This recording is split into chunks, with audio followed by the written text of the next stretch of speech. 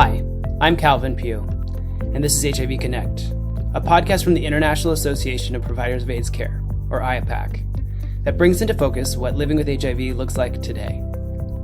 In each episode, I connect with clinicians, experts, and community leaders in conversations about clinical and psychosocial management issues such as aging, stigma, and sexual health topics that matter to people living with HIV. My guests today are Britt Walsh, who is a white, non-binary, trans, and queer person who works in retention and engagement of care for people living with HIV. Britt has worked with their team at Whitman Walker Health to support over 2,000 individuals from accessing medically necessary surgical care. As Director of Gender-Affirming Care at WWH and as a licensed clinical and community practice social worker, Britt ensures that quality, patient-centered care is delivered and institutions are held accountable. Britt also provides a variety of training and consulting services outside of their role at WWH. And Tori Cooper, who is a health and equity advocate, community organizer, educator, author, and leader in the transgender and HIV communities. She leads with more than 30 years of experience at all levels of HIV service, from volunteer roles to her service as executive director and founder of Advocates for Better Care Atlanta, LLC, an organization dedicated to the education and empowerment of marginalized people across the country. She now serves as the Human Rights Campaign's Director of Community Engagement for the Transgender Justice Initiative. In this role, her focus includes economic empowerment, capacity building programs, public safety, and expanded public education campaigns. Thank you both for joining me. So, gender-affirming care has certainly come to the forefront in both practice and policy in recent years. Gender-affirming care is a lifeline to those in the transgender and gender non-conforming communities. But depending on where individuals live in the United States, it can be impossible or at least very challenging to access. So I'd like to start with something easy, considering that the complexity of that. So what are your pronouns, if you don't mind sharing, and why are pronouns so important? Well, thank you for having us. I will first say my pronouns are she, her, and hers. It's so important to have this conversation because pronouns tell a little bit about who you are. They tell a little bit about your journey, and they tell a little bit about where you're going. Certainly, they are not always the end of the destination, but they help folks to know where you are in that particular moment. Yeah, thanks for that, Tori. I'm Britt. I use they and he pronouns. And similar to what Tori shared, I feel like pronouns are important because they invite people to know something about you, know how to refer to you, know how to respect you. It doesn't have to be an indication of like a gender or an identity, but it's like, this is a thing that I'm willing to share about myself, that I care enough about this relationship to ask you to refer to me in this way. I feel like it's an extension or an invitation to know someone and to respect someone. I really love that. So could you share with me how you defined gender-affirming care? Sure. Wow. Gender-affirming care to me, and this question comes up a lot doing direct service work of like, well, what counts and what doesn't? To me, it's truly the most simple thing of person-centered approach to health and wellness. So what does this person in front of me need to feel seen, to feel cared for, to access their medical goals related to their gender? And that can range from medical interventions to social interventions to simply like community interventions of seeing one another, respecting names and pronouns, legal interventions. But to me personally, it's leaving space to see a person in front of me for who they are, what they choose to share with me, what they'd like us to work together towards. So thank you, Britt, for bringing into community and all the aspects that don't involve medical intervention or don't involve a doctor. I think all of those were wonderful ways to describe gender-affirming care. And then I would also add from a medical standpoint, I really think of intersectionality, and gender-affirming care is addressing all the different parts of myself. I happen to be, I'm a Black trans woman, and I happen to be a woman of a certain age. I'm in my mid-50s. And so gender-affirming care for someone like me would include gyno care, but it would also, I was born with a prostate, so it also includes prostate care. And it's being able to have all of those things fully addressed, plus all of those different societal things that you just mentioned, Britt. I think those are things that really are gender affirming care. And each individual has a different set of care needs, and really all of them should be addressed in different ways. I think that's an interesting point that you made there, Tori. Has the definition or what it's meant to you personally changed over the years? Without question, in part because I have continued to age, thank goodness. So my gender affirming care has aged as well, has also, to make a play on words, has transitioned over time. And so that's a part of it. But then also there's been advances in what's available. When I first started transitioning, my medical transition in 1993, there were things that weren't available to me then, and I had what was considered good insurance. It was more difficult to have conversations that I needed with my provider because I didn't even have the words to describe the journey that I was entering. And so things have certainly grown and progressed and advanced in the now 30 years since then. In wonderful ways. There are far more options. I think one of the things, even when folks don't have the words to use to say options, I think for many of us, what we're looking for is additional options. People living with HIV want more options than one particular medicine or one particular provider. And for trans and non-binary folks, we want to have options as well. I think that is a real point that's been made across several of our recordings, is that the power of choice is so important for every person. But it's really powerful for people living with HIV, considering that there were times that options were so limited, and how we, received care and how we went about this process of from diagnosis to, viral suppression and beyond to quality of life. There's that real key element of the power of choice. Let's go down a lane we're all pretty familiar with. So what does gender affirming care have to do with HIV? I think that for many folks, so I'll speak from the micro and the macro. As a member of the trans femme community, we know that our community is impacted by HIV with incredibly high rates, particularly for those of us who live in the South, and even more particularly for Black and brown trans women, and then even more specifically Black trans women, where there are places across the country where our rates for HIV are very similar, and possibly even surpass that of Black MSM or Black gay men or Black same-gender loving men. And so HIV is a real issue. So if we're going to talk about folks who are aging as bodies do, as people do, we have to be able to talk about what gender affirming care, all of those things that Britt mentioned and some of the things that we brought into the conversation earlier, but then also talk about what HIV care looks like there, making sure that we have as little drug and drug interactions as are possible, and also making sure that people are getting the best possible care with whatever diagnoses they have. I don't know that there's much to add, but acknowledging just what Tori said, I think earlier, of there are choices, right? People should have choices. There are choices now about HIV regimens. There are choices about how to affirm one's gender medically or not. And I think when we talk about both gender affirmation or trans folks and gender expansive people or people living with HIV, we have to call in, just like Tori did, some of the social determinants of health at play. Trans people are more than our risk for HIV, right? And yet we can't ignore some of the ways that, as Tori named, intersecting identities make parts of our community more vulnerable to HIV. And so I think you can't talk about gender affirmation without a status neutral HIV approach. You have to bring HIV into primary care for all folks of all gender, but particularly when you're working with trans folks too. We need medical providers who are looking out for us and know what our needs are and where we might have systemic barriers in place to taking care of ourselves. I think that's great. So what are some of the clinical considerations for providing gender affirming HIV care? I move through the world as a white trans person, by the way. I don't know if folks are going to see me on video, and I am HIV negative. I'm also a licensed clinical social worker. I provide therapy and I work in a medical setting. So I know that our clinicians are often thinking about, right, like, is it a good time to do X, Y, or Z? Or like, is this person's overall health in line with X, Y, or Z?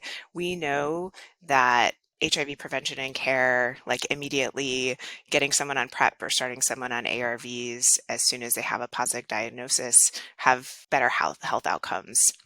And clinically, believing someone that they're trans and someone who comes into you and says, I need gender affirming hormone therapy, using an informed consent model, just trusting a person to know what they need for themselves, like that is also a recommendation. I'm not a medical provider, but I think like listening to your clients will always be the first thing.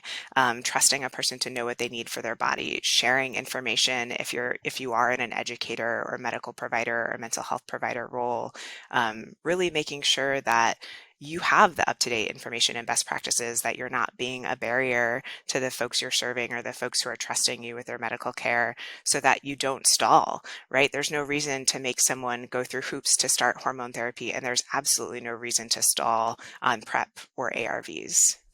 Excellent.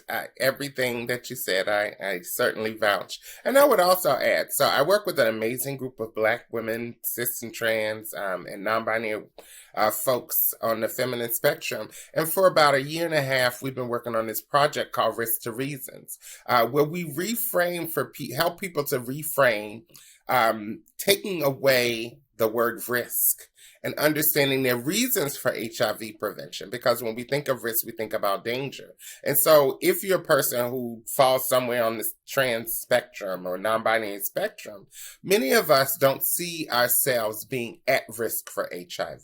Particularly, that's quite often the case. Either we're not educated or we simply just don't see ourselves at risk because of who we're having sex with and all of those other things. And so I think for many of us, we have to retrain ourselves to really think about reasons for HIV prevention rather than risk. Again, risk implies danger. Reasons provides what for many of us reasons for providing sexual awareness and sexual education and prophylaxis, perhaps, or PrEP interventions.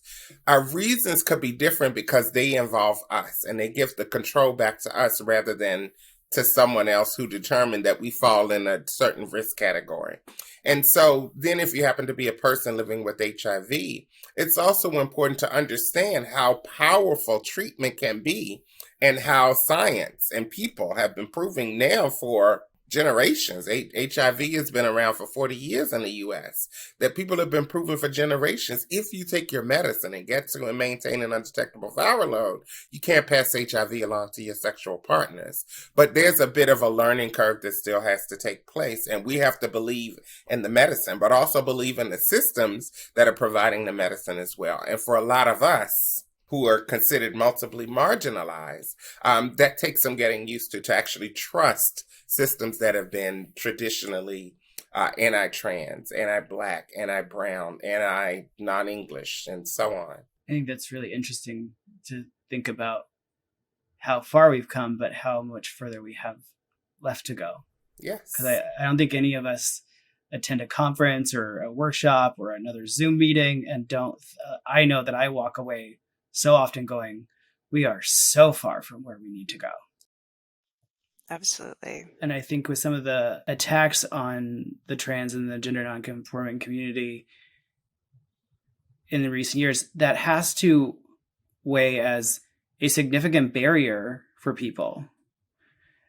And considering all the barriers that people who are multiply marginalized already experienced, are there any barriers that either of you that stand out to you that maybe we don't get enough light? Well, we hear folks, as a person who's very engaged in community work, I hear people who are in need or who could really benefit from an HIV test saying, well, don't want to go to this place that has AIDS on the front door. And that can be stigmatizing for a lot of people. So not to do a plug, but through my work at the HRC and through our HIV health equity program, one of the things that we realized is that so many folks in our community, because they don't want to be stigmatized simply getting a test for HIV, we created an at-home HIV testing program. We can ship anybody 2 or more tests for HIV that they can do at their home. And then they have a way to confidentially follow up with either PrEP provider or to get linked to care. And we're noticing people are really, really responding to that because they don't have to deal with being misgendered. They don't have to deal with invasive questions about who they had sex with last night or who they had sex with 6 months ago and all the folks in between. And so what I'm realizing, or what many folks are realizing, is that we have to bring all of the tools and the resources that have worked traditionally for white cisgender men to our community, because our community deserves some equitable treatment when it comes to prevention, whether that's prevention for positives or prevention for folks who are negative. Totally. Yeah. Right. Like bringing the resources to the communities. I love the work that you're doing, Tori. When I think of barriers, I work out of Washington, D.C., which happens to be our nation's capital. So one might make some assumptions about access to healthcare here. We have very high insured rates, meaning that most of the folks who live in Washington, D.C. qualify or are eligible for some kind of public benefit or commercial insurance. And yet, I find that we still have really big gaps in provider knowledge or comfort, which those are maybe nice ways to put it in terms of supporting trans patients, starting someone on hormones or starting someone on PrEP or ARVs. I really believe that gender-affirming hormone management is a primary care medical concern. You don't need to be a specialist to start someone on hormones or to start someone on ARVs. And yet there are huge gaps in being able to find a primary care provider office who is comfortable or, humble enough to say, I'm not really knowledgeable. I'll do a consult and start you off. I can look up a guideline and a best practice. And so I think people are there's a barrier to just finding quality care and finding providers who recognize that these very basic aspects of healthcare delivery, transgender healthcare or HIV care don't have to require tons and tons and tons more training.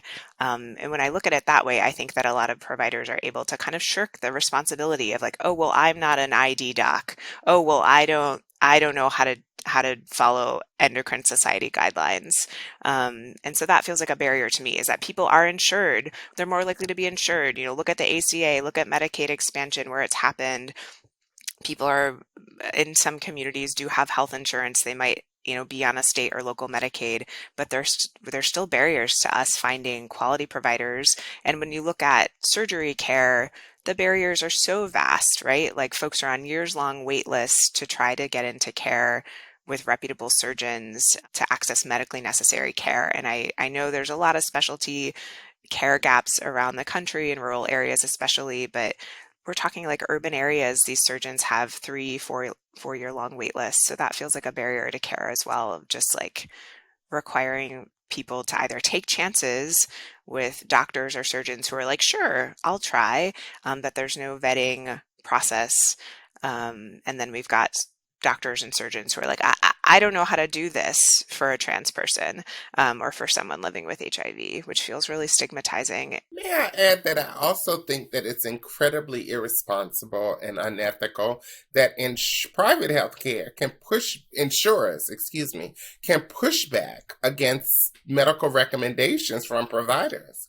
If you are someone who is seeking trans-affirming care, understanding that there's a certain amount of privilege that goes into that as well, but if you're someone whose doctor has affirmed your need, your want for gender-affirming care, and you pay a premium every month, that an insurance provider can't then say, no, we're not going to cover it. We don't understand this. And that it takes often compassionate and knowledgeable insurance adjusters and nurses to play with the codes to get you approved. I think that's unethical, that they should be able to wield their power, particularly over people who are paying them.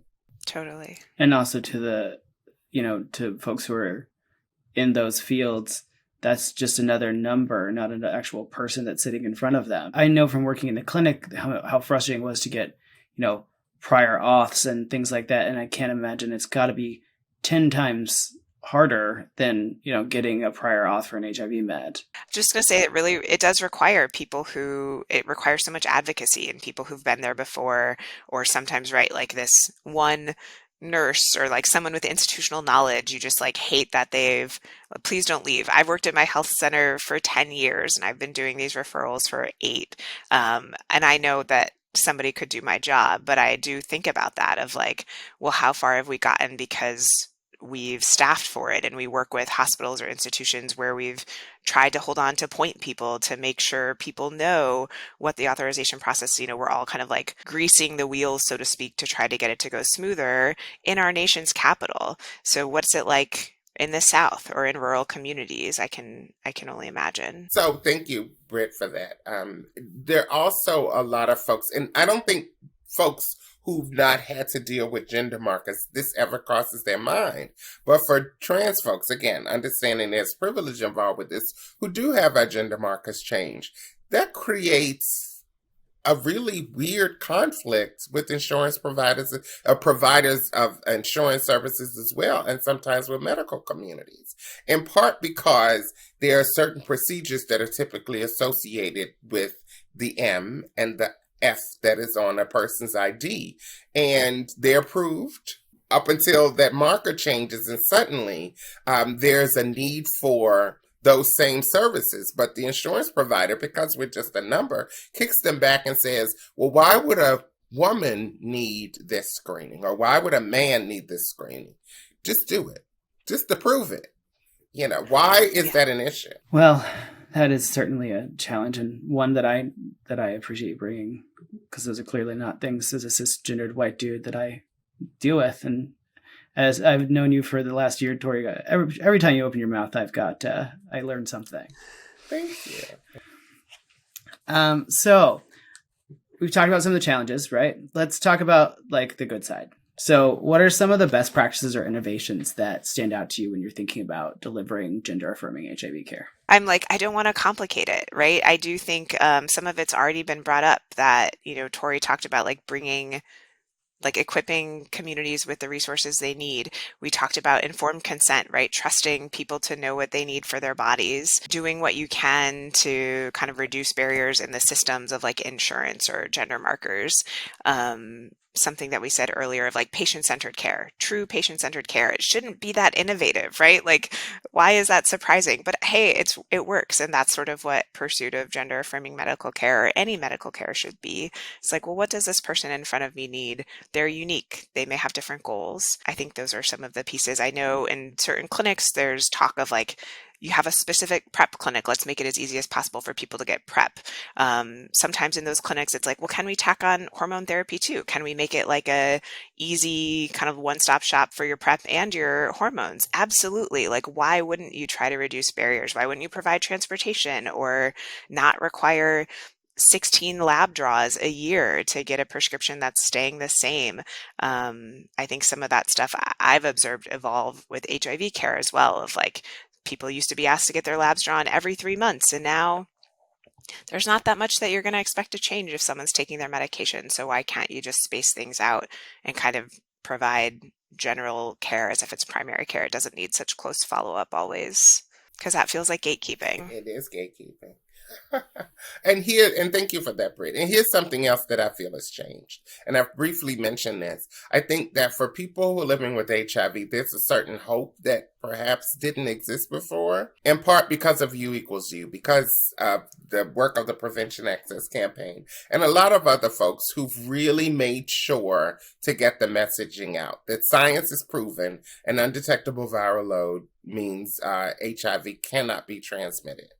I think what that does for people who are living with HIV, who get the message and are able to receive the information, is it provides hope, reassurance, and some level of support that by taking your medicine, regardless as to other things that are going on in your life, when you take that medicine as prescribed and get to that undetectable viral load and maintain it, suddenly science says people have experienced and proven that you're going to be generally healthy.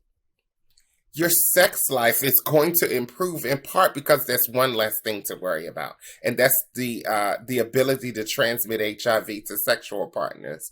And you're doing what really is one of the best possible things that you can do for yourself. And so I think it has been monumental, a simple little statement, in that it affirms that people who are living with HIV who are taking their medicine are doing well. And one last thing, I know, I can talk a little bit.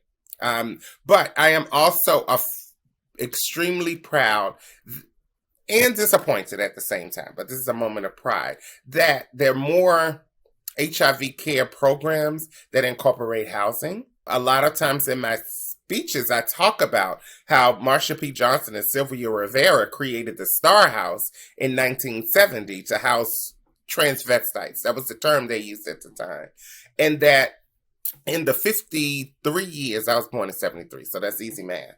Born in 70. But in the 53 years since then, HIV care systems have said, well, we don't know how to house trans people, but if two drag queens could do it in 1970, we can do it in 2023. We now have the resources to do it and are seeing housing as a part of HIV care and moving into a new era where housing is now part of HIV prevention as well. I was just going to say, you cracked open another everything because of this, right?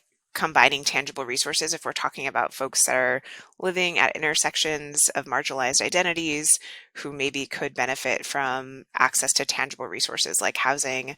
I've seen a couple of programs coming out that are talking about that. There's a grant that just dropped, I think, by the NIH called Compass. That's supposed to be a 10-year initiative to get folks really make institutional and community-wide change around these barriers to care. And something else that came to mind was just the idea of acknowledging pleasure, right? It's we have bodies, our bodies can experience pleasure. Why has pleasure not been a part of medicine across the lifespan? But I think a little bit of an innovative best practice is slowly but surely doing away with the measures of health marker or health indication that we've so often been governed by. And I know there's lots of reasons for that, for funding and HRSA and CMS requirements. But what would it look like to have tools in place that monitored someone's quality of life and that provided healthcare in pursuit of quality of life or pleasure or the things that are important to us and our communities? So Tori, you just reminded me of those best practices that I haven't heard about a lot of, but I'm slowly hearing conversations coming around that there's awareness that gender-affirming HIV care or just a best practice in medicine is to address more than just these biomedical markers of, what's your A1C? What's your blood pressure? And sure, those matter. But if a patient's I'm living a happy life, how do I continue to feel happiness and joy as a trans person? Do that. If I may respectfully add in 20 seconds or less, I think Compass is a Gilead initiative that's being promoted by NIH. I think that's the 10-year, $100 million commitment or whatever the dollar amount is. And then I think also you brought in pleasure. And what you just said, really, again, it was brilliant. Pleasure had not been considered when we talk about health for many, many years, except that for cisgender men and Viagra and Cialis. Yeah. With the exception of that, there has been no medicine or no intervention to increase people with vaginas or people who have front holes sexual pleasure. And so we're now at a point in healthcare where we have to think about sexual pleasure as part of healthcare because people are having sex. Imagine that. So why shouldn't it be pleasurable sex? I think if people can equate pleasure and health or pleasurable sex and healthy sex and really kind of connect the two, I think what happens is people are more apt to take care of themselves sexually and people in sexual relationships are able to take better care of each other. I love that. So we've kind of talked about different aspects of clinical care, but I wanted to close this out with my question about my favorite portion of clinical care, which is the support staff. When I know Tori and I probably know this very well, when you go into a place where it is, it says AIDS on the front of the building, and then you go in and the front desk girl's cranky, and then the MEA is mad, and then you meet a peer educator who doesn't want to be there. That's such a turnoff. Like, I don't want to go back. So what impact do the clinical support staff, such as peer educators or front desk folks, have in creating an affirming environment? So in church, we say ushers are not allowed to have a bad Sunday. And it's true, because they're the folks who welcome folks into church. And they're also the folks they're often the first and the last thing or people that people come in contact. And they can sway the way that people, the time that people have in a church experience. And it's really the same thing with support staff at providers. Certainly, I don't want to minimize the role of doctors and MAs and PAs and all of that stuff. But when you think about front desk people, even when you think about the person that's cleaning the floor or someone that's sitting and managing a table, just answering questions, or caseworkers or social workers, all of those support people, they're not allowed to have a bad day when they're interacting with clients either. It is important, I think I will say, prioritizing their mental health is something that we haven't properly done as a system. Making sure that they have the tools that they need so that they have fewer bad days, but then also making sure that they understand how integral they are to ensure to a person's healthcare plan, and making sure that they understand every single interaction could be a life-altering interaction for every client who walks in the door every time. That's a big responsibility, but it's also a responsibility that I think people take on when they work in front-facing positions as well.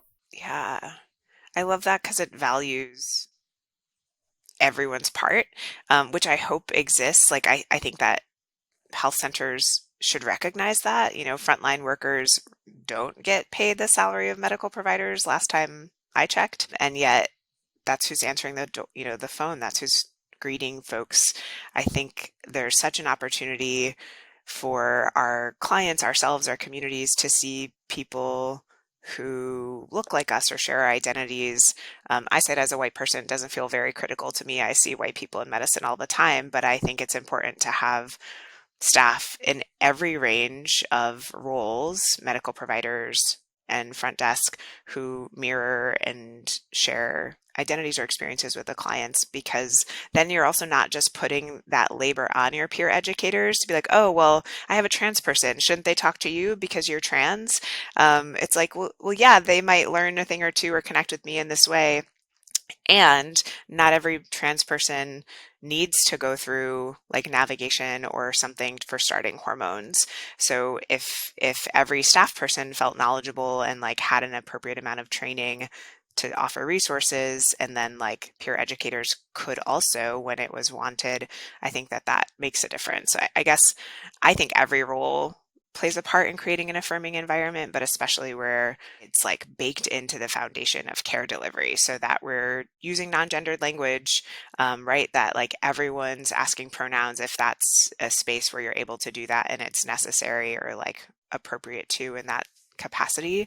But I don't think it should just be like the frontline workers who carry such a burden of kind of like setting the tone for the whole health center, which I've seen happen some places where like all the feedback comes through and it's about frontline staff because they're the ones that get put on the spot a lot of the time. I'll briefly say that we're now at a point, if you were a person who was diagnosed with HIV at the beginning of the epidemic, that you're retirement age now. And so for the first time in the history of the HIV epidemic, we now have folks who are transitioning away from primary care doctors to gerontologists, and, as their primary care doctor now. Many of us never thought that we would see that, who work in this field, but now that's where we are. And so there has to be, though HIV is no longer the topic du jour, there has to be continuing education around HIV, because there are going to be more providers who will service clients who are living with HIV than fewer, as we continue to, the world continues to age, and as the epidemic itself continues to age. And so it's going to be important to have educational campaigns and for folks who provide services to have these type of opportunities to learn more about the people that they're serving, but also really to integrate HIV really into every single medical practice as well. Absolutely. I feel a little more removed from HIV care lately. For the last 4 years, I've exclusively worked with trans folks, so some of whom are HIV positive, some are negative, some don't know their status.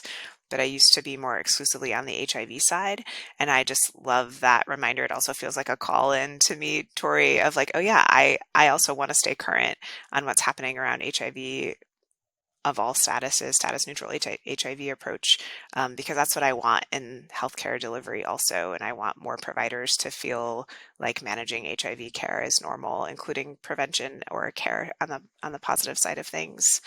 And I think I said it, that's what I want for gender affirming care though too. I want more people who are able to start on hormones if that's what they need to meet their goals, or even just be able to share their pronouns or gender identity with their primary care provider and be and I have no goals for any medical intervention, but I need you to use these names and pronouns, and for that to be common and not bat an eye, that just people are affirmed where they're at and they don't feel like they have to seek specialty care or travel, or spend resources to access this really simple thing. I think that's a wonderful way to end. I want to thank my guests, Tori and Britt, for joining me today for this important and timely conversation. As we talk about the progress being made in the HIV field, it feels like we have a significant amount of way to go before we reach a place where we have gender-affirming HIV care. And that's a role we all have to play, and it's going to take both inside of a clinic space, but also in our government offices. There has to be political will to change the world. So I appreciate you both for being here. Thank you. HIV Connect is made possible through educational grants from Gilead Sciences and Merck & Company, which has no influence over the podcast series topics, content, or speaker selection. To learn more about today's topics and other subjects, visit AIDS-InfoNet at www.iapac.org/support/AIDS-infonet, or click the link in the show notes. As IAPAC's Senior Advisor on Community Engagement, I want to hear from you. You can email me at kpugh@iapac.org. You can also find out more about today's guests in our show notes. Until next time, please be kind and take care of yourself and each other.